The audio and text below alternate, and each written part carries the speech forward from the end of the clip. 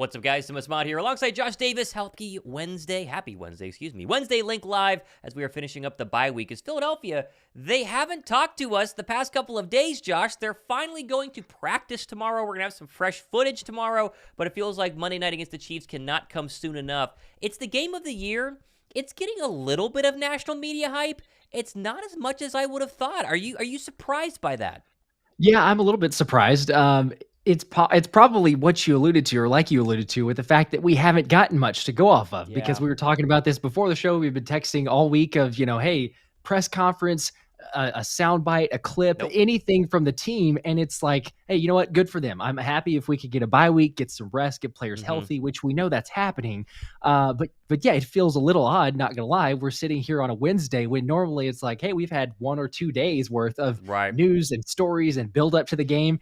And it's hardly anything. I mean, we'll get into, I'm sure, the Jordan Mailata and the game being personal, and who the game is personal to. But yeah, I mean, overall, it's not felt like the buildup quite yet. However, I mean, there's still some time, as we know. So I'd imagine that if we get them back tomorrow, you get the press conferences, the news, the sound bites, players practicing and everything else, and this thing's going to skyrocket. I mean, let's just face it, the NFL knows what they're doing. So even though maybe there hasn't been quite the level of promotion, it'll be through the roof by the time that we get to Monday night. You could guarantee it, because with a Super Bowl rematch leading the conferences, Jalen and Patrick Mahomes, the Kelce Bowl, the brothers, I mean, it can't get any bigger. So maybe it's a little bit of a lull right now, but it will get to a heightened extent the further we get. That's for sure. I can guarantee it. You mentioned all the reasons to get excited. You forgot to mention the fact that Taylor Swift's parents are meeting Travis Kelce's parents as well. That's the big news of the day. How could I forget that? Goodness gracious. Gosh. I will say this, though. We talk about this gauntlet of a schedule, and it starts with the Chiefs, right? I mean, you get through Dallas, bye week, then the Chiefs start. If you beat Kansas City on Monday night, like if you actually beat Kansas City on Monday night, you are going to have a real shot to at least go 3-1, maybe even 4-1 if you want to include the Seahawks game, because every single team on this gauntlet has had their serious list of issues. Kansas City's offense is not as good as it was last year. Their defense is better. Their offense is worse. The Buffalo Bills are an absolute dumpster fire right now. They're 5-5, and they might miss the postseason. Then you go to San Francisco, who looked good against Jacksonville, but had lost 3 straight. Are they going to continue with a hot streak, get cold again? Dallas is always Dallas. Yeah, well, the media does. And then, of course, Seattle doesn't have a quarterback. So there's a real chance to get this gauntlet off and running here. And if the Eagles go with 1 loss the next 5 games, you're going to finish with maybe 3 losses if you rest somebody the final week. Maybe, although I would still take Marcus Mariota over Tommy DeVito in a final week 18 matchup, whatever it is. I'm very, very excited about it. I cannot absolutely wait. And I know a lot of people are joining us here right now as well. Donatella Dragon, what's up, fellas? Donatella? What's up? Mushu Dragon, you guys look like your last names could be Sirianni, LOL. Do we kind of look like Nick Sirianni? Kind of. Okay. Kind of. Well, I don't think hey, that much. All right. It's interesting. I've gotten a couple times. I'll take it as a compliment, I suppose. But yeah, I'm with you. I agree. I'm just talking about it. I mean, looking ahead, and we've mentioned this on several of our shows, but you're talking about, obviously, you go in, you look at the schedule that we have, the gauntlet or the supposed gauntlet. I mean, we'll see. Obviously, we will know very quickly over these next several weeks, but they're going to be tough games. We've both said it. You're not going to win them all. There's going to be a loss in there. I mean, if there's not, you know what, I'll gladly say I was terribly wrong, and we're looking fantastic if that's the case. But there's probably going to be at least 1 loss in there. But no, I mean, overall, you like the schedule. You like the way that it plays out. You get tested now. You're coming off of a bye week where guys are going to get healthier. That's fantastic news. I mean, if you could have picked before the season, when do you want your bye?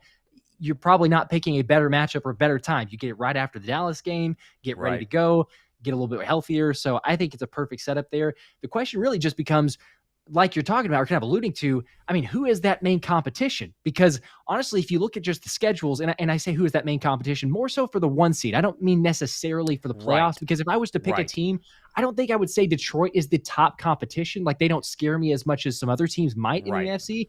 But for that number 1 spot, I mean, I think Detroit has a legit shot. As crazy as that sounds to say out loud and actually, voice that, Detroit and their schedule, I mean, it's not that difficult. And so, if we slip up a little bit more than expected, you could be looking at Detroit getting that number 1 spot. How crazy would that be? Yeah, and where's the loss here, right? I have it up on the screen. They have Chicago this weekend, Green Bay, both at home, at New Orleans, who are an absolute mess. They'll fire their coach. Chicago again. Then they get Denver, who they're winning, but Denver doesn't scare me, right? Denver's not good. They're not going to win a playoff game, but they're winning games, which is better than they did last year. Minnesota's fun. Does Josh Dobbs continue to stay hot? Big question mark there. At Dallas on Monday night could be the real determiner, especially if Philadelphia loses one of the next 4 games. You got to kind of, make sure that you don't finish up with more losses. And then Minnesota again. So you are right. I do think that in terms of the 1 seed, this is your biggest threat. And we can look at the 49ers schedule here in just a little bit, but they don't scare me the most. I do think San Francisco is the quote-unquote scariest team when they're the healthiest. They got Debo back against the Jacksonville Jaguars, Trent Williams back as well. They're playing good football, but as we continue to say, and we'll get to some questions here in just a second, going through the link and to the link versus going to Ford Field or going to Levi Stadium or going to Jerry World is a big, big difference. And I think if we can just lock up that 1 seed, Philadelphia's going to be in a very, very good spot to at least advance to the NFC title game at minimum, because you just have to win 1 game to go ahead and get there. Which, speaking of Jerry World, Josh and I will be at that game. We have bought tickets. We will be there. We shall. My mother will be there as well. That was her birthday present from me, and we are super excited for that one. There you go. If you guys are going to the Eagle-Cowboy game, let us know, because we will definitely be there. Okay, let's go to some questions here. Dan the Man says, what are you guys' thoughts on Bradley Roby and Cam Jurgens coming back from IR? Will they be game changers? And Owen also asked about Bradley Roby.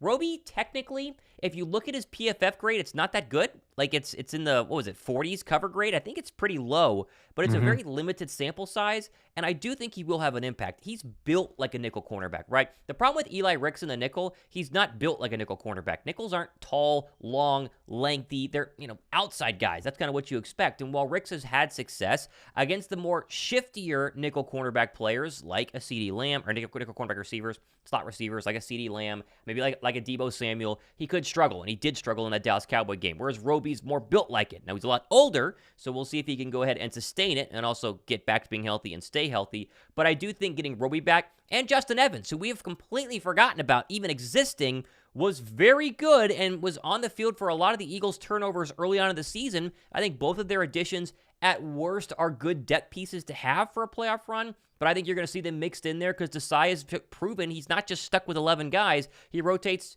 13, 14, 15 different players along the defensive line, the linebacker spot, and back there in the secondary. Yes, lots of rotation as we've seen. Some of it, maybe by choice, and others just by the fact that you don't have many guys and we have the injuries. So yeah, I'll be interested to see that. But I mean, I agree. Honestly, DeShero here says Roby back is big. Beef jerky is even more important. So we can get into the whole, offensive line to look at the run game. But I agree with both of those sentiments. But yeah, like you say, I mean, Bradley Roby, very small sample size. He wasn't with the defense for too long, so I don't know that I would necessarily go based off of, again, PFF grade is kind of take it with a grain of salt. Sometimes I think it means something. Other times, whatever. I test. I'm going to go off of that more. But yes, I think that getting him in there more solidified, you have the extra time to build that continuity and get guys kind of on the same page. I think that you're hopefully, I am optimistic. Now, this is the prove it to me stage of the schedule, but we really need to see that because you're going up against some really good quarterbacks and some really good offenses. And so, you talk about battle tested, you've seen some weaknesses on the pass defense. Mm-hmm. If you can somehow come out of this gauntlet of a schedule and you won 3 of the games, 3-2, something like that. I mean, I think that's a great recipe there because you're saying, hey, you know what? There were some weaknesses. You shore up some other areas, but Bradley Roby, I think, will be a big contributor in that. So as we know, I mean, this defense lives and dies by the pass rush. That will always be what it is. But yes, I think you can get a little bit more, especially with Bradley Roby there, because he just looks more comfortable in that slot position, like you mentioned. Mm-hmm. Now, at times, it may be a little different because depending on matchup, I'm sure we'll see Kevin Byard on Travis Kelce quite a bit if they move Kelce to the slot. But just in general speaking, as I think a lot of us see, Bradley Roby should be the guy in the slot and cover him from that side. So we'll see. It does feel like Kelce's the guy to circle. I mean, we can make fun of Taylor Swift being there or not, but Travis Kelce against Philadelphia historically has done a very good job. The Super Bowl, he had 6 catches for 88 yards and a touchdown or something crazy like that. He's been a problem, and he's been the main problem for Philly because they haven't had a guy to really cover him, right? The past couple of times they played, they've moved a lot of linebackers, safeties, they put cornerbacks on him at times. Byard feels like he was brought for this exact matchup, and you can make the argument he's been brought for all of the tight end matchups because you will play Kittle, you will play Dalton Kincaid of the Buffalo Bills, and you will play, potentially in a Super Bowl, Mark Andrews. It feels like this is Byard's chance coming off of the bye week, and I ripped him a little bit last week and people got on me saying he needs more time, which is fine. He's had the time now. I mean, at this point, you got to show up. And I do think one-on-one against Travis Kelce, this is why you were brought in. And if they can slow down Kelce, this is not a dangerous offense. It really isn't. Now, let me preface that. Andy Reid with a bye week. You have the greatest quarterback on earth. Those makes dangerous. But name a receiver, right? Are you afraid of Sky Moore? Are you afraid of Kadarius Toney, who's been non-existent? I know he's been on my fantasy bench all year long. Are you afraid of Isaiah Pacheco, who runs hard, but is he scary? No, they're not as good as they were last year. And as long as the Eagle offense moves the football on a very good and highly improved Chiefs defense, then Philadelphia should win this game. I feel more confident about the Chiefs at Arrowhead than I do Philadelphia at home versus the 49ers right now. I really do. If I had to pick the loss, I would say the Niners versus the Kansas City Chiefs, and we're on the road versus being at home. If I had to with pick. The way the teams are playing, I'm probably with you because again, we talked about it too. I mean, you also have the extra, personal motivation. Jordan Mailata saying he still hasn't gotten over the Super Bowl. He hasn't watched any of the film besides the corrections.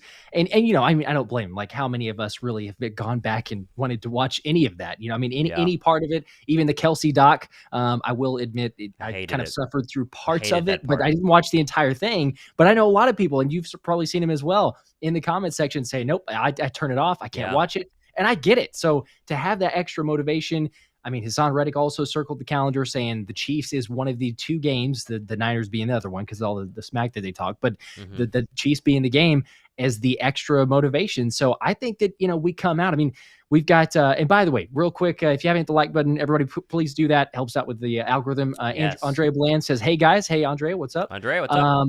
That leads into, though, the question, talking about the motivated coming out strong. So there's a Mushu Dragon says, my fear is that we come out flat after the bye. And he says that's happened in the past. But DeShiro says, I doubt we come out flat. Sirianni is a motivator. Now, you talked about Sirianni calling Andy Reid in the past and kind of getting some tips from him how to handle the bye. And we've seen Sirianni be really good coming out of the bye. But is there any concern? I don't think I have any. But do you have any concern at all of this team coming out flat from the bye? I mean, you could.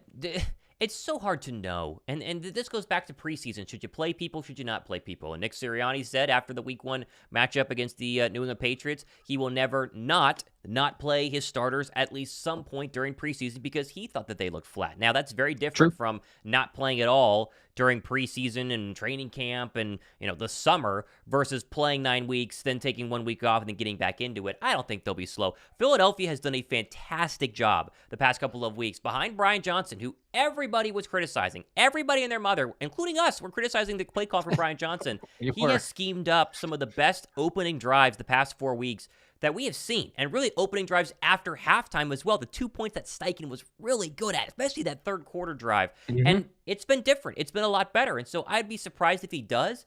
I'm more interested to see what Sean Desai is going to go ahead and do. Now that he has basically the healthiest defense he's had all season long, I know that, they're still missing pieces and people have been in and out, but I do think that this is probably the healthiest that he's been. And Desai has shown at times that he can scheme really well. Whatever he did against the Miami Dolphins, whatever he saw against the Miami Dolphins was his best week. That was a absolute defensive clinic. That is a very scary offense. Now, it's a scary offense that does struggle at times, and they kind of seem to be a little fool's goldy, but that was the best offensive test you've had besides Dallas, and they looked great against the Miami Dolphins. And they looked good against the Cowboys for portions, not the full 4 quarters that it was Miami. I'm more interested in the size start versus the offensive start. I think the offense is going to be just fine. I agree. Yeah.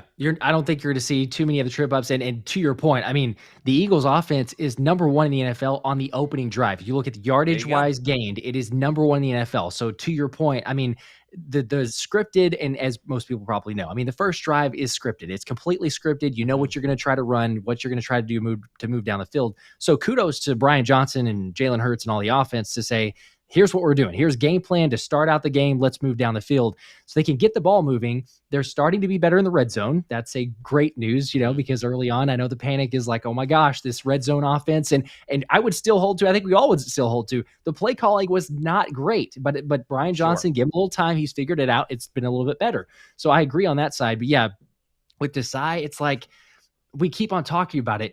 I feel like he makes really good adjustments, and we've seen that a number of times, especially you go into halftime, and we can look at, the Washington game, we look at the Rams game, we can look at the Vikings game. I mean, there's other instances where it's like, okay, Are we going to stop anything? Are we going to change anything Yeah. to try to negate a little bit of the middle of the field, or if they're doing screen passes or whatever they're doing with checkdowns, and we see a little bit of an improvement, or maybe even a lot in certain cases. But the only game, like you're talking about there, that I would agree of saying, okay, for just about the entirety, or maybe even the entirety, if you want to say, was the Miami game. Sure, you're going to give up some points. It's a great offense. But other than that, it seems to be we start out on the defensive side of the ball like, all right, well, they're just going to continue to move down the field. There's not going to be as much doing until you get into the second half. And again, kudos to Desai for making those adjustments.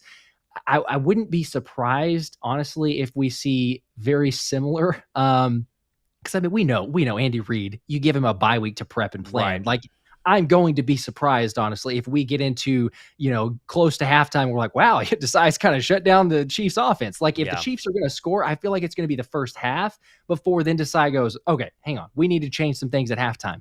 I hope I'm wrong. But that does need to kind of slowly morph into, as we go to this latter part of the season, you need to or want to see that in the early game, not the, okay, this is a little nerve wracking now. Are we losing? Are we kind of, threatened to lose this game? And you make the adjustments late. It would be nice to, all right, let's start it out from the beginning of the game and then keep that out throughout the rest of it. But I don't know. I mean, it's Andy Reid. We haven't beat him. It's what, 0-4. So you're feeling good about it. I mean, you said 49ers is more of the chance that we'd lose, or at least feeling as of right now. But do you think that this is the time? I mean, are we going to actually get that win in Arrowhead? I think so. I mean, genuinely, I thought the Eagles were going to win every single game this year. They've only lost one of them. They're a very good football team, and this feels very personal. I'm with Dre Sings, first super chat of the night. Not worried at all. We move the ball through the air, and on the ground, go Birds. And it just feels like if there was a time to go into Arrowhead, to silence that crowd, to show up on national TV, and to get revenge. And listen, Mailata said it very, very well on WIP. A lot of people are going to just move on. I haven't. They're thinking about the confetti falling and all that stuff. They all are thinking that, right? There isn't a player in that locker room who was on the team last year who's like, yeah, Super Bowl, whatever. It's like, no, they all are extremely upset because they all should have won a ring. Think how many first-time Super Bowl winners would have been on that team. You only get one shot in your career. Some people don't even get to go. Ask the Dallas Cowboys. They've had a player go, on the actual Cowboy roster since before I was born. I mean, it's hard to go, and they lost in the last second. I think they're going to be highly motivated. If there was ever a week to lay an egg, it's not this week. There's no way it's going to be this week. Backyard Birds podcast. I think we beat all these teams. I think that they can. I think that they should. They would be favorites if it was at the link, right? Because the line is what? -2? That's just the Arrowhead factor. That's it. It's the only reason why they're underdogs for the first time this season. That's really it. I think we could. Ryan Grebe says, you can call an opening drive and a drive after the half, but he continues to not be able to think on his feet and use people he has advantage everywhere else. Still not sold. That's on Brian Johnson, I believe. I mean, I guess the one knock could be Gainwell, red zone touches still, and Hurts, red zone quarterback sneaks. Those would be my two still issues with Brian Johnson. But I mean, he's getting the football to his playmakers, right? I mean, back-to-back weeks, Devontae Smith passing touchdowns. Brown is A.J. Brown. I mean, maybe you make the argument Goddard wasn't getting fed enough. He's out now, so not really a factor anymore. I think he's done a good job spreading the wealth, right? I think he has, yeah. I mean, there's a little bit we can nitpick to death. Sure, he could probably get a little bit better. Can he get other guys implemented into the game plan? Sure, but I mean, overall, the stats say that he's getting the ball to the playmakers more than Sykin did last season. So now, is that to a detriment? I mean, you could argue either way, honestly, because it's like, well, AJ is phenomenal and Devontae is really, really good, even though he's maybe not been as involved, but as good as AJ's been, it's like, heck, like Kelce said, I mean, sometimes the offenses seemed like just throw it to AJ. Yeah. And you could say like, okay, is it a little bit too much force feeding? Is it after AJ, didn't ask for targets, whatever that, sideline argument was about. But still, I mean, AJ's scoring. Like, your offense is over 28 points per game, so you don't really have much of an issue besides the red zone. Like, that was the main constant we continue to bring up. Is like, you're scoring, you're putting points on the board, but you're just not as effective in the red zone. We got to get that fixed. Well, now what is it? It's like 12th, 13th, something in the league. I mean, I'd live with that. We don't need to be in the top. We don't need to be in the top 5. Like, as good as this offense can move the football down the field, it'd be great to. But we are in the red zone so often. Heck, give me 12. Like that should be more than enough. So I don't know. You could fine tune or nitpick, but to Sure you me, it's could. not as big of a deal. And Brian Johnson's just getting better. I think it's only going to get better as the season goes along. So I'm happy with the progression. I really am. Whitebird Arches or Acres with $1 super chat. We appreciate that. Young Truth 512 with 2. Should we bring in Ken Dorsey as a consultant? No, because you don't bring in people in the middle of the season. It's just not something that you do. I know that last year they brought in Vic Fangio for a playoff run. That's a little different, but you would bring Dorsey in like they brought Matt Patricia in the offseason. Let him be a consultant if you wanted him. I personally think that the Bills' offense has been horrific, and Dan Orlovsky has chronicled this. I mean, every single morning on Get Up, saying they don't use motion, they do not help out Josh Allen. Now it's Josh Allen's fault for throwing picks. It's very Carson Wentz-esque, and you ask any Eagle fan who Josh Allen looks like, it looks like 2018, 2019 Carson Wentz, where he can still sling it and still make some throws. You think back to that Commander game when it was like 2019, I think, and he threaded that ball to Miles Sanders in the back of the end zone, and you're like, that's the Carson Wentz I know, and then he still throws horrible picks and takes bad sacks. That's the Josh Allen we're seeing right now. Whole different story, but they're not going to bring in Ken Dorsey. Not at all. Now, does that mean that they should have fired him? I mean, I don't know. I don't know if firing an offensive coordinator fixes anything, but they had to do something because that team is probably going to miss the playoffs. They're 5-5, and their schedule, I was talking to this with my fiance, their schedule is horrific. I mean, they got to play us. They got to play the Cowboys. They got to play the Chiefs. It is. They're not going to make the postseason. Yeah, no, it doesn't either. I was mentioning to my brother, too. We were watching the game, and I was like, he literally reminds me of Wentz. As sad as it is, like he's always had some kind of issues with turnovers, but it's to the next level. And right, I think one of my brothers was like, "Is he on drugs? What's he doing?" Because I mean, some of the throws you talk about, right? Like he makes one play is incredible, and the next play comes back, and you're like, he's telegraphed into Diggs the entire play. He's got triple coverage. Okay, well, just good luck. Throw that over there. So yeah, there's issues.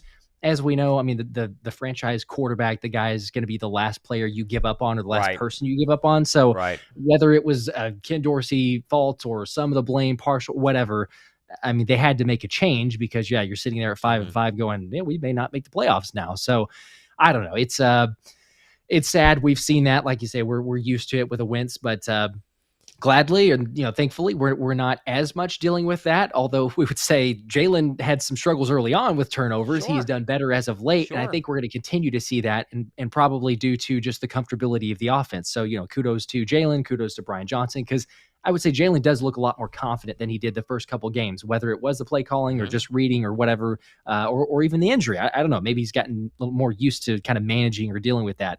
But it's definitely been a lot better. So appreciate everybody in the chat too. I'm going to try to get all those. I know there's a lot coming in, but China says, Josh, I miss you. So glad the bye is over. All right. I appreciate that. Yeah. I wasn't necessarily a bye for me, but I mean, I appreciate it nonetheless.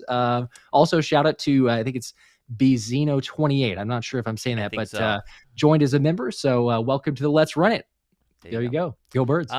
We're one like away from 100. So if one person out there wants to be lucky, there we go. 100 We can do likes, that. That'd be pretty fun. How about Ukinez's super chat? Last night, almost got a speeding ticket, but the officer let me go because she said she was a Commanders fan and the Eagles had swept them this year. Is that a true story? Is that really what happened? How did you ask her? License and registration, please. Yeah, one sec. Who do you root for in the NFL? The Commanders?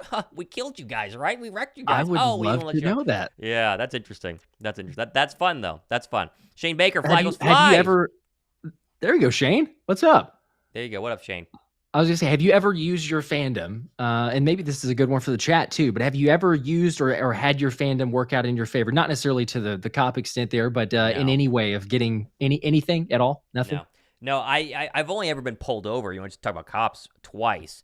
And one was because my registration was barely out of date, and he was like, just go do it. And I said, fine, my fault. And I forget what the other one was. I've never been pulled over for speeding. I had a roommate, though, back in the day who got pulled over probably 10 times and never got a speeding ticket, and they were all for speeding. I don't know how he got out of them, but he always did, and it was legit 7 to 10 times, and he was able to get out of them. So, crazy. Ryan Green with 5. Red zone play calling so predictable I can call the plays that are going to happen before they even line up. If I see it, other teams do. That's the Gainwell runs and the quarterback draws. I mean, we're not saying he's perfect, but Brian Johnson is way better than he was, and we got to at least give credit where credit is due, right? Yeah, I think you have to. He's better. I don't know the Cowboys game.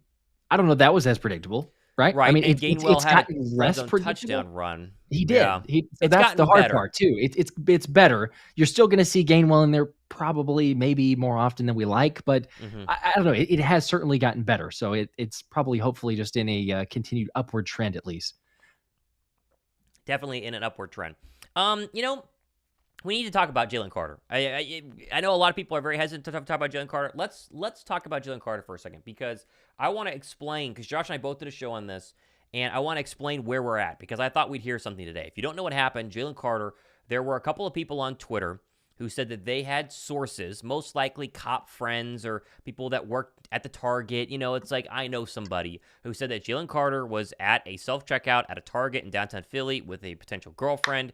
And this is where it's confusing. Either they accidentally walked out with groceries that they didn't scan, and then a security guard, didn't say police, I think it said security guard, had an altercation with them, and then they held him, and then someone made a phone call and let him go. But we don't know about intent. We don't know if it actually happened. We don't know any of that, right? But that video comes out from that Mafia guy. I don't know his actual name, but he has 60,000 followers on Twitter. He's big into Mafia crime podcasts, and It's he like has a Jeff legit Nadeau following. maybe or something. Yes, right? Yeah. So everyone's like, who is this guy? You and I both said, I have no idea who this guy is. Is this real? Is this not?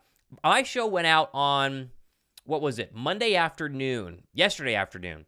I got a DM from the Jeff Nadeau guy, from the guy who broke this thing. He watched my show, DM me on Twitter, and was like, hey man, like, this is real. Like, this actually happened. There will be a report coming out today on it. And I was like, well, if it's true, why hasn't any beat writer covered it yet? And he said, well, it's because the beat writers are all beholden to Philadelphia and to the Eagles, and they don't want to lose their good standing with Philadelphia, which that happens in the beat writer world. It really does. Not a lot of beat writers rip on the Philadelphia Eagles. It's very true. If you are actually at press conferences, you are not going to just rip on them, because you're at press conferences and they can make you not be at press conferences if they want to. So this guy says it was for sure happened. You're going to see a report tomorrow. I haven't seen a report. I messaged him back to ask what's going on, but I'll be 100% real with you, Josh. It feels like something happened. This is not a made-up story. There have been enough, corroborating people to say there was Jalen Carter at a Target. Something happened. The question is it nothing? Is it something? But I'll be honest, I have no problem with E.J. Smith asking Jalen Carter as a charity event yesterday. I know that it's a charity event. It's about the kids, and props to Jalen Carter for having the charity event. But this is a big story. This isn't some random defensive player. This is Jalen Carter. He's an Eagle because of his off-the-field issues. He fell to 9. If you're having off-the-field issues right now, whether they were your fault or not, whether they're a big deal or not, we need to know about it. And I want to know what else is going on. I don't think that that's too much to ask. I'm not saying something crazy happened. He's not going to get suspended, but it is Jalen Carter. I mean, come on. Can we at least agree on that? Yeah, I mean, it's tough. It's tough, Sure. and I'll disagree. I understand your Okay. point. I'll disagree though with the event with the kids. I understand you got to ask questions, and it's That's totally fair. valid that you want to know or you want to follow up on something like that, right? It's That's Jalen fair. Carter, to your point. He's an incredible draft pick, one of the best. His past history with the speeding and the reckless driving and the incident in January. I mean, that's totally fair that you have questions, and everybody does. And all of a sudden, Jalen's name comes up, and everyone's like, "Wait a second, is this legit?"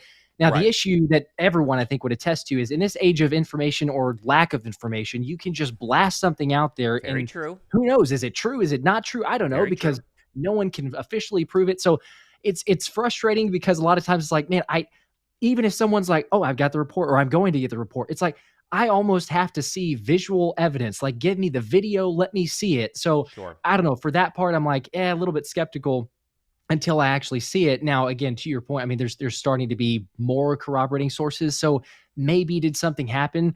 But for me personally, I mean, it's an event about the kids. It's a Thanksgiving. That's fair. I'll give you that one. Sure. There's a line to me, and I understand everybody's is different, but there's a line to me of that you don't cross on.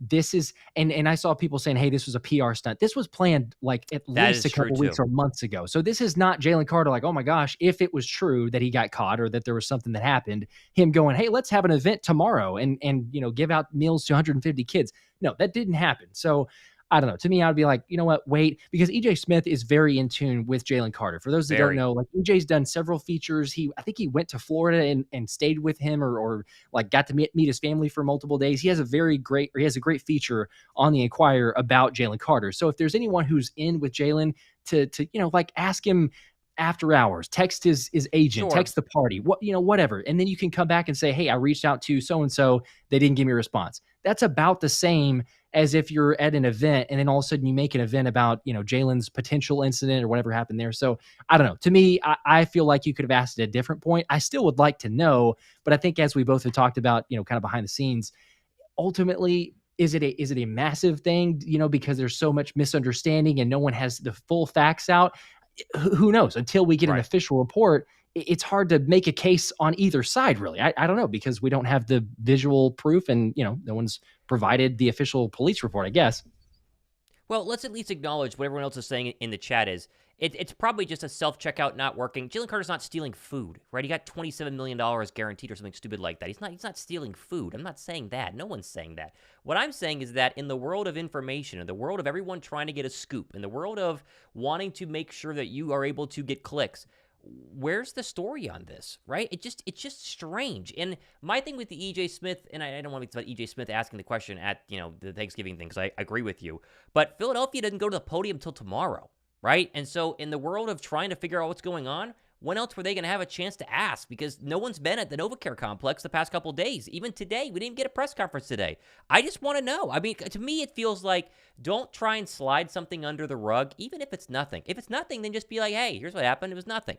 If it's something, then you got to be honest with it, because, again, this was the reason why he did fall in the draft. Now, he's been fantastic in the community, in the locker room. Everyone's raved For about sure. him. I have no issues with him. I don't think he did anything wrong. I doubt, this is stupid to talk about. But it is still a story. Anyone saying that it's just not a story, this is still something that will be brought up. I guarantee you they will ask tomorrow in the press conference. I guarantee you they will.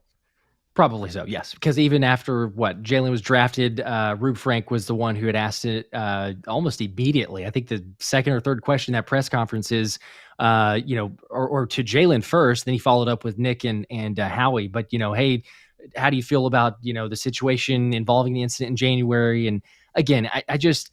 And Howie kind of went off on him. Like, if anyone doesn't remember, you go back and search it. But Howie's press conference right after they drafted Jalen was like, bro, this is, he didn't say bro, but he's like, this is the biggest moment in this kid's life. And you're literally sitting up here trying to ruin that. So, again, I get it. Yes, it's a story because people are talking about it. But at the same time, it's like, to me, kind of a time and a place for it. Ultimately, Fair enough. We're going to eventually know about it. So, if it comes out, fine, and they'll deal with it and address it. But I think, like you even said too, we've seen from Jalen his heart, his true character. We've had Nolan Smith speak about it, Fletcher Cox, Brandon Graham. I mean, the whole group that he's around and vouching for Jalen. So I really think even if it is legit, I would side towards right now it was a misunderstanding. Who knows the full details? So I think we just wait and see till we get the official facts and details. Philly Jake says, what's our injury report looking like? Well, they haven't given us an official one because they've been on the bye week, right? And we've had basically no information from Philadelphia in terms of who's healthy or who's not. We both of us talked about on our shows yesterday. The only injury report we've gotten is that they put Goddard and they put Dean on the IR, which we knew that they would. And they went ahead and activated Justin Evans, which is, it doesn't guarantee he plays because they activated Cam Jurgens, last week before the Cowboy game, and he didn't play. But it does feel like Jurgens is back. Roby is back because he said that he would be. And then, of course, you're going to go ahead and most likely get Quez Watkins back. They're going to be as healthy as possible for this stretch. And I really think the extra week off, I don't know, I'm not an expert, I'm not a doctor. I think Jalen's knee's going to be dramatically better. Not having to cut, not having to run, not having to take a hit for an extra week goes a long way if it's some little nagging thing like we think that the bone bruise, the knee situation is. Yeah. That's, the best, I can't remember who it was. Was it, maybe it might've been Ryan, honestly, but it's possibly someone else. So if I'm giving Ryan credit for it, then, good for you. But it's someone in the comment section that said, the best thing for a bone bruise is a week off. So I'm with you. You give him some time to heal, recover from that side. It couldn't come at a better time. We talked about it, just the instance of being able to get that rest. And especially we look at early in the season when those injuries were occurring, we're both going like, how are we going to make it through this year at this rate? Guys are just dropping all the time. And so thankfully you are starting to get healthy. Of course, there are, a couple of injuries, certainly with the Nakobe Dean. But overall, you're going to be sitting there going, We have pretty much everyone here. Linebacker play, not to wish any injuries on anybody for sure, but just saying, play wise, Nakobe's been the worst linebacker out of, between Zach Cunningham and Nakobe Dean and Nicholas Morrow. So you're not really losing it in terms of production. But yeah, I think you see a lot better play. Excited about, getting the health and having that there too. So I did want to go back and mention just real quick, because we were asking, have you used your Eagles fandom in any benefit? Oh, yes. But China had said, I'm a mother and baby nurse. One of my patients requested me because her aunt saw my Eagles badge. I don't know if that counts. That absolutely counts. That definitely counts. I think if we were trying to, deliver a baby, I would absolutely, if I saw it, oh yeah, go Birds. All right. Can we request that? Absolutely. I love that. Yep, I got a free upgrade at my hotel the first time I went. The NFC Championship game. I don't know if I told you that. For free? They upgraded for free. I was like, oh, heck yeah. I was like, yeah, hey, first time here. Go Birds. I was wearing the AJ jersey too, so that probably helped. But they're like, oh, you're Eagles fan? And they, heard the whole story. So that it's not bad. I'm just surprised. So very good story. That definitely counts. I am wondering if there's going to be a decent Eagle fan base, just getting ready for the Chiefs and Eagle game here for a second, how well the Eagles are going to travel. We got tickets for, 2 fans to go to the Eagle Chief game. That's the one that they chose when we gave away those tickets at the very beginning of the season. I think there's going to be a decent amount of green to contrast the red there at Arrowhead. My mom is a huge football fan, and she went to Arrowhead back in the John Elway days, and she said that it is crazy to go to, and I can only imagine what it's going to be like on Monday night. What do you think the big key is, though? Is it stopping Kelce? Is it getting pressure on Mahomes? Is it the offense playing well against the good Chiefs defense? What's your big key going into this game on Monday night? Yeah, that's a good question. I've been thinking about this a little bit, and I'm going to probably talk about it more tomorrow too, depending on if and when we get a press conference and what the coaches say there. But personally, I feel like you haven't seen it a whole lot, but it feels like the Eagles struggle, especially with Andy Reid offenses. And we talked about that a little bit, but in the scheme that Andy Reid usually seems to beat you with is the spread it out and let Mahomes just pick you apart. Right. And that happens to a lot of teams, not just the Eagles, but specifically, if you go back historically, I think Jeff McClain had talked about that, or maybe had a little post on it, but it's to the sense of, if we see it there where all of a sudden you go, all right, are we playing 2 linebackers? Because all of a sudden, we saw it at least once, or I think twice, that CeeDee Lamb was matched up against Zach Cunningham. Like, those are the types of things. It's like, I don't care that the Chiefs don't have a CeeDee Lamb. If any receiver is matched up with Zach Cunningham, that is a loss. Like, that should never happen. So I feel like the thing that comes down for me is really defensively, because I'm not worried about our offense. I know the Chiefs defense has been playing better. Sure, whatever. I'm not concerned. I think the offense is going to play well. You're going to score some points. Ultimately, it just comes down to, can you limit Patrick Mahomes? I don't think that you're going to stop him. I think that's, virtually impossible. That doesn't happen very often, especially coming out of a bye week with an Andy Reid. But just, can you limit that passing game? Can you limit that attack of the Chiefs? That's what I think it comes down to. It wouldn't surprise me if you saw Desai go with more of a dime look and try to get a little bit more DBs out there, because otherwise, again, like we talked about, you get the mismatches, and all of a sudden you say, well, there it is, because the middle of the field's open, because you're lining up a linebacker against one of those wide receivers. So can we get the pressure on Mahomes, which their O-line has been shaky the last couple of weeks, so I think that's a possibility. But then with them spreading it out, does Desai make those adjustments? So I really think, this is a big matchup for Desai. Like we talked about before, it feels like we were saying similar things before the Miami game, right? Like we were saying, this is the number 1 offense. Can Desai end up doing something there? But honestly, I feel like it's going to come down to that. And I don't know, as of right now, if you were to ask me, like, am I super confident in that? I don't really know, to be honest, because that's the main question or concern I think that we're all talking about. What about the pass defense? But what about you? Are you agree with that? Do you have an other area I guess we should be focusing on, or what do you think about the game there? Yeah, I want the offensive line to hold up against Chris Jones. The offensive line is great, and I'm very curious if Cam Jurgens plays. Getting a running game in this game, 100 yards plus from Swift would go a very, very long way. But we got to at least acknowledge, from an Eagle defensive perspective, the Chiefs have not been the historically great Chiefs offense. Let's just be honest, right? They went ahead and lost to the Detroit Lions. They only scored 20 points. They scored 17 against Jacksonville. Okay, blowing out Chicago's not that impressive. 23 against the Jets, 27 against Minnesota. They scored over 30 twice all season long. You go back to even last year, the Chiefs are scoring over 30 all the time. It's just like every single week. It feels like if the Eagle offense does what they've done the past couple of weeks, and they don't look bad against a very good Chiefs defense, and A.J. Brown can get open against Trent McDuffie, who's one of the better cover cornerbacks in the league right now, they're going to win this game. And the Eagle defense, I think, can have some success. What was the key going into the Super Bowl? It was a historically great sacking team, pressure team, getting to Mahomes. What did they not do? And honestly, we all agree the field was pretty rough. They didn't get after Mahomes at all.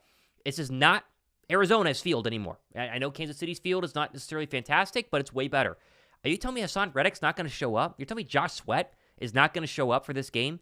They are the two players who are going to show up the most. Jalen Carter is going to show up. Fletcher Cox is going to want to get out there. They are going to want to punish Patrick Mahomes for the fact that they were unable to punish him during the Super Bowl. And if they get 4 or 5 or 6 sacks of Patrick Mahomes, that offense might stall because they can't run the ball and they can't really throw the ball unless Kelce catches 13 passes for $130 and 2 touchdowns, right? I think that they can win this game. I think Philly might win by more than 4. Oh, all right. 7? I don't know why. I feel very confident. How much are we talking about here? I really do. Pretty bold. I think 7. 7. I like it. I like it, though. My bold prediction, I tweeted this. I know you saw this, but my bold prediction was Nolan Smith's going to get a sack. That's not a surprise. What a surprise. Cheering for that, but you know, I'm speaking it into his existence. So Nolan Smith is going to get a sack. And if he does, to your point, I mean, there's a lot of extra motivation, right? Because with the field conditions and everyone saying, "Oh, hey, what about that pass defense or the pass protection of the Chiefs being able to lock up the Eagles in the Super Bowl and all that?" You know, because again, they're not going to give credit to the field being a mess and neither team being able to have footing. But still, you can prove a point here. Like you can go into Arrowhead Monday Night Football, primetime, national TV, and say, guess what? This is legit. If we're on a level playing field, pun intended, but if we're on a level playing field, it's going to be a lot more of a hectic day. It's going to be a night for Mahomes. So I hope we see it. I wouldn't surprise me if we do. By the way, I got to just real quick to Rattlesnake 7173. That's the credit for the week off comment, not Ryan, even though Ryan, he said he can't take credit for that. So anyway, there you go. Rattlesnake. Sorry about that. I knew it started with an R. I like Jason Blessing's 34-24. Yeah, I could see that. I really could. The AFC is so hard to kind of gauge right now because you say Kansas City is the best team right now. They're the 1 seed, but they obviously have Patrick Mahomes. Besides you take Patrick Mahomes off that team and you put Josh Allen on the Chiefs right now, or you put Lamar Jackson on the Chiefs right now, they're not that good. I mean, it's a very mediocre offense. It's a very mediocre offense, and they were able to get past it last year because I don't know, maybe they ran the football a little bit better. Juju was not a completely useless player like he is this season. You know, forget he's even in the league. But their offense kind of needs a weapon. And Kelce's getting older. It doesn't mean he can't ball out, but I don't know. Maybe I'm not giving them enough respect. I just feel like this is the game that the Eagles are going to absolutely show up at and really, really, really try to not just win, but dominate. And if they dominate, then all bets are off. I mean, every power ranking you see, every person like Dominique Foxworthy who was saying that, oh, well, you know, Dak's best quarterback in the NFL right now, it all is silenced on Tuesday morning. Yeah. It's all done. It's all done. Eagles are the best team. The NFC will go through Philadelphia. You have to beat Philadelphia. You want to win a Super Bowl, and we'll finally get the respect that we deserve, despite the fact that we're 8-1. I think this is it. I really do. Yeah. Can we be honest about that too? The respect that we deserve, yet it's what, 7th in the power rankings, or so, depending on which one you look at. The analytics for ESPN says 7th, and the power rankings have us at 5th or 6th in some others. So yeah, the lack of respect for a team that has the best record in the NFL is ridiculous. So it's a point proven. I'm with you. Yes, if it ends up being that, certainly if it's a 34-24. So shout out to Jason. I think he's gotten some very close predictions. I know that Jason's usually there during the lives, but usually it feels like if we're maybe in a like mini freak out moment, he's like, hey, this is going to happen. And then it's actually turned out to be true. So I hope you're right, Jason. I really do. I don't know if I've fully come to terms with like an official prediction. I'm probably right now somewhere probably a little bit closer than your prediction there, but I'd love a dominating performance. You win by multiple possessions and take care of business.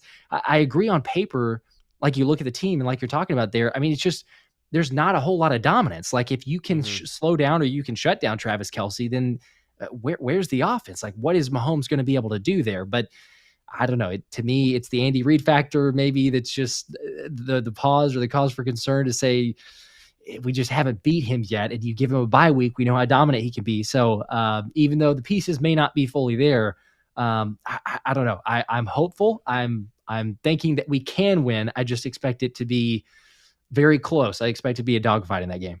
Remember, the Chiefs have not had a 100-yard rusher since week 4 against the New York Jets. I mean, literally like Pacheco's last couple of games, 60, 40, 32, 62, 55. They can't run the ball. If Philadelphia can make them one-dimensional, I know I'm not saying that Patrick Mahomes is not good when he's one-dimensional. He's very good. But if you can just pin the ears back, pass rush, you're up 10, it's 5 to go in the third quarter, and start to get to him, they can win this game. They can definitely win this game. I'm very excited. Very, very excited.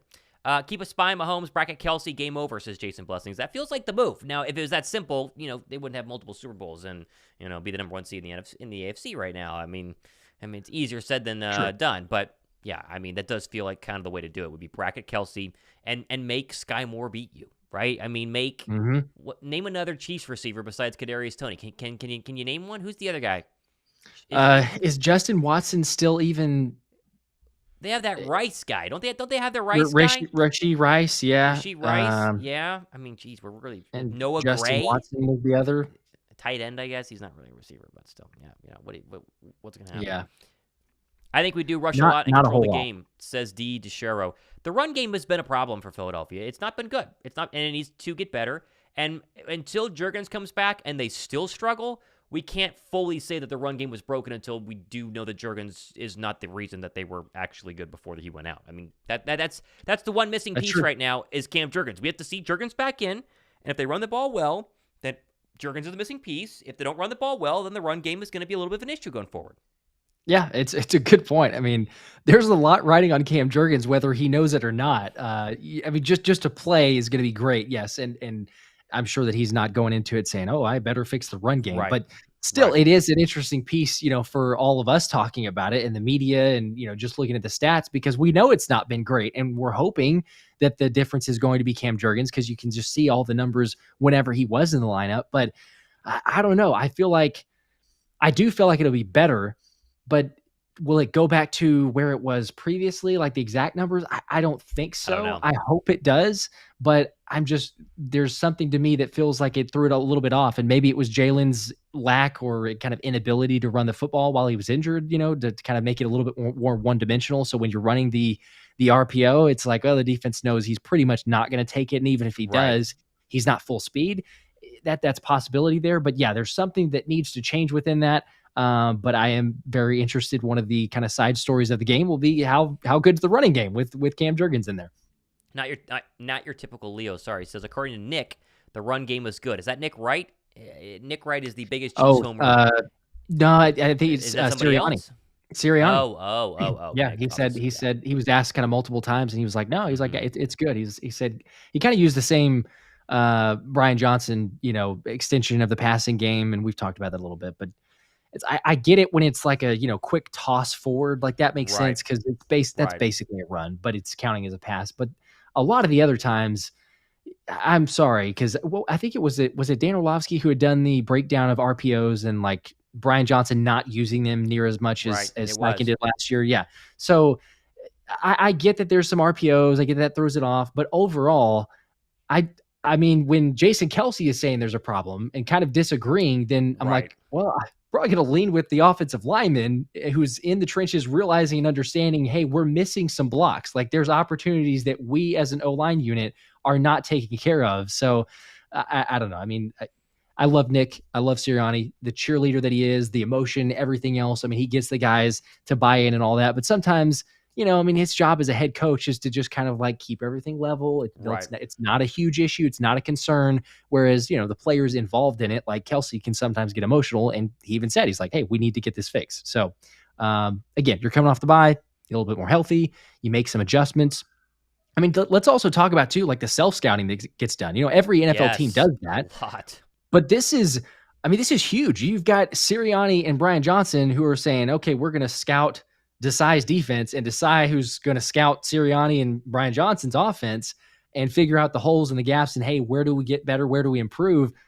I'm interested to see, too. I mean, this is a big adjustment or, potential big adjustment that you see coming out of the bye. Do you expect, to see some areas from, I guess, both sides to be able to kind of project or show what's going to be changes moving forward?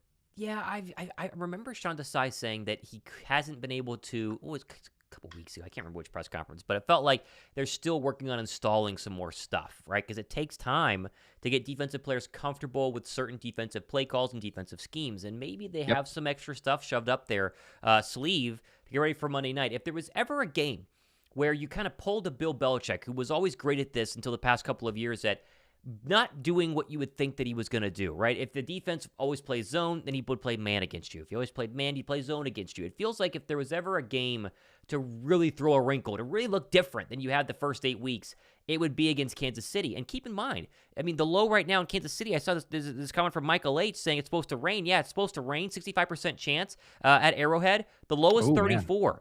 I mean, it's wow. a runner's night, right? And if there's, well, I feel bad for the people that I can't remember. Dave, I think, won the tickets. Maybe that's not going to be the most comfortable. But yeah, but I mean, if you got to make one team run, you would think Philly running would be the team you want to make run, right?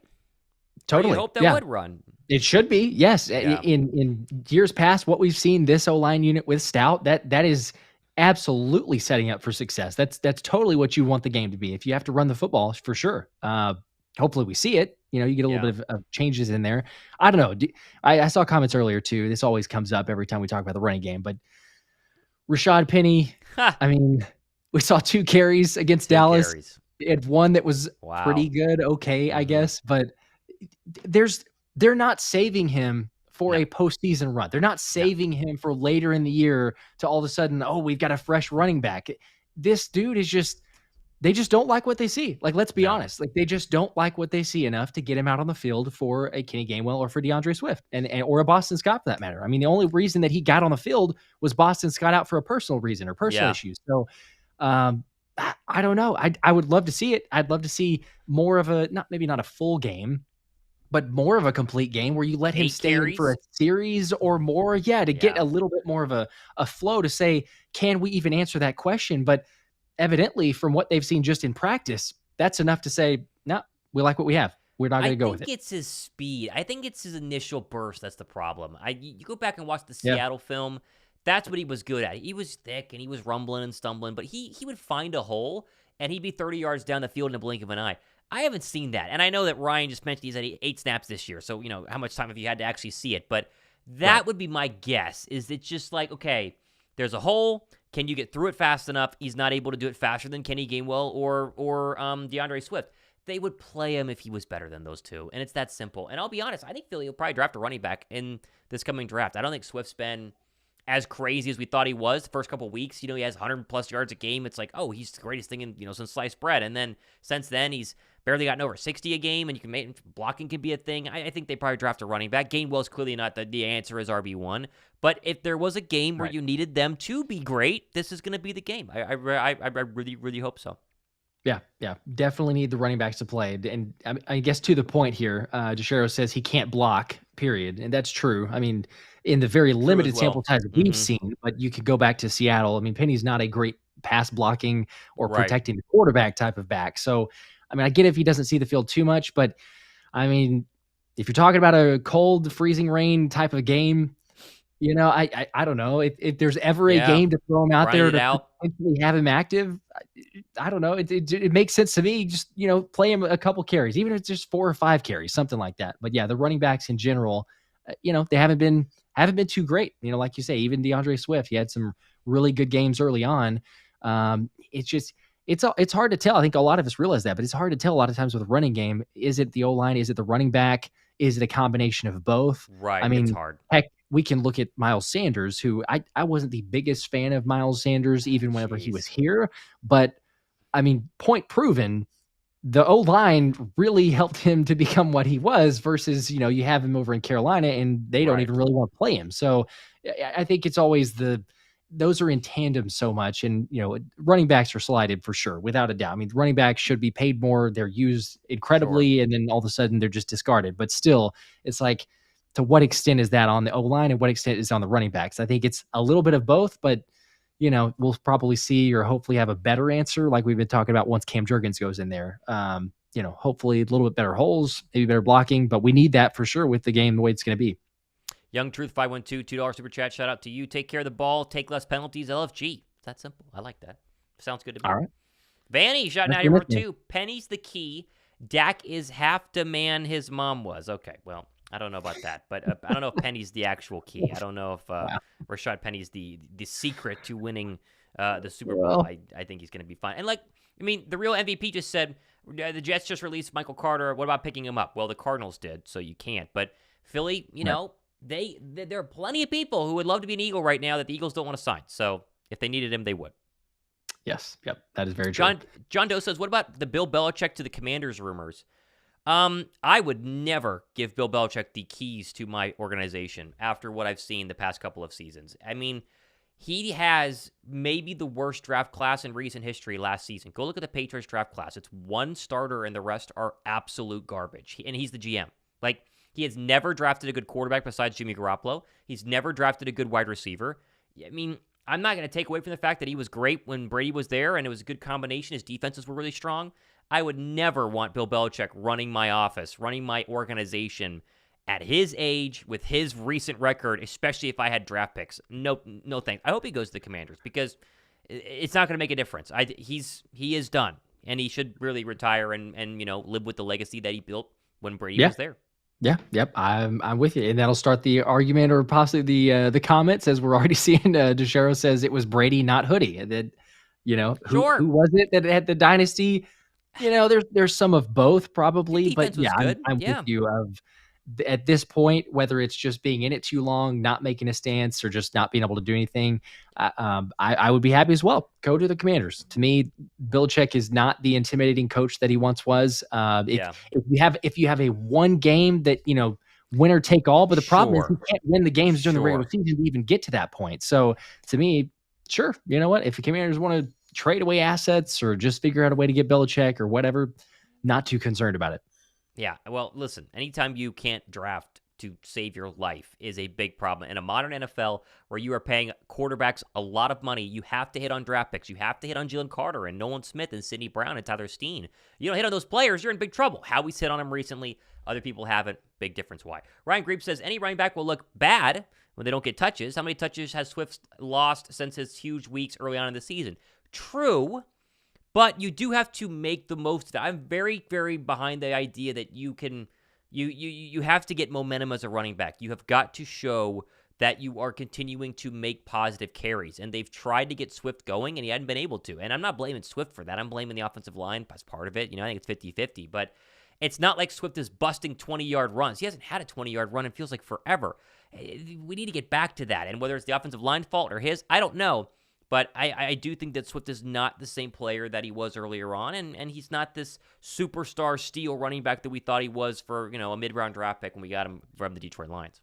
Yeah, but he doesn't have to be, like we've been talking about. Good. If the O-line gets to the playing level that we want it to be, that Stout and Kelce and all the guys want it to be, you've seen what this team can be with the dominance. So, yeah, I agree. I wouldn't say he's not he's not the top in the league. He's not one of the best running backs, but again, you get the blocking down, you get the play style, it's not going to be an issue. I think that it'll be fine. So I don't know.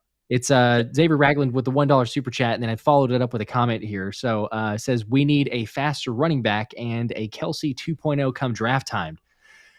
Maybe. I don't know where you fall on this. I don't know that we need a faster running back. Like, I think Swift is I don't know about that. You could take a better running back, like the argument that we've been making, but honestly, like speed-wise, now Penny's not fast. If that's the reference there, sure, I understand. Penny doesn't have the speed, but for speed-wise on a running back, not so much. It does feel like, though. Oh, hang on, I'm thinking about this. It does feel like if there was a time to splurge high in the draft for a running back who could be like a tier, a McCaffrey, a Henry, a Barkley when he's healthy, it'd be the 2024 draft, right? I know Howie would never do it, but when you look at rosters and teams that take running backs who shouldn't take running backs because it doesn't impact your overall, like Atlanta taking Bijan Robinson, right? Fun, right. Bijan's great, hasn't made a lick of a difference whether they use him or not at wins and losses, okay? You should have taken Jalen Carter, right? Everyone feels that way, or Christian Gonzalez or something like that. But a team that is really built well, like Philadelphia is, I know they never will. They'll get a center. They'll get a pass rusher, a corner. If there was ever a year to get the number one running back in a draft class, I feel like 2024, just to see what it would look like with Jalen Hurts healthy and an elite running back and these weapons on the outside, I know they won't do it, but if there ever was one, I would do it, honestly. Yeah. I mean, I don't They know. never will, They but if won't. there Yes, ever I was a year agree. to draft Saquon Barkley again, you know what I'm saying? Yeah, yeah. This would be the year, but they It's won't. exciting. It's an Be exciting fun. prospect, and I know Be that, fun. we were on the Bijan Robinson train. If Jalen Carter, because there was no thought that Jalen Carter was Right. going to be available, but Right. the fact that he Right. was, you lucked out. You got a better pick than any of us could have imagined. But yes, it's an exciting thought. I don't know. To me, it's like it kind of goes in with so Xavier says Kelce 2.0 come draft time. I feel like you can't say Kelce 2.0, but Cam Jurgens is supposed to be that, right? I mean, He like, is. I He is. feel like he can transition into that element. He's very athletic.